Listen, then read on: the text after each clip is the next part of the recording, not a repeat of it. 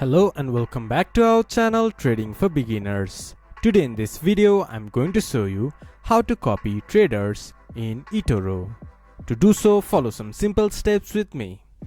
First of all, open your Etoro application or go to Etoro website from your browser.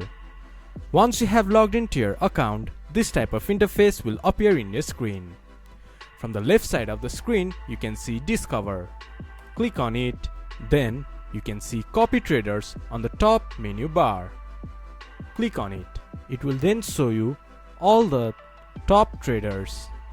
Choose wisely which traders you want to copy. Then click on it. Then you can see a copy option on the top right corner.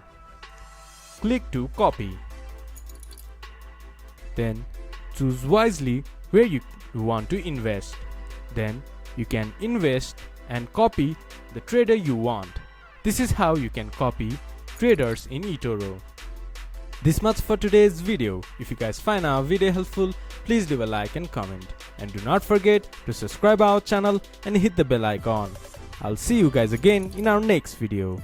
Thank you for watching.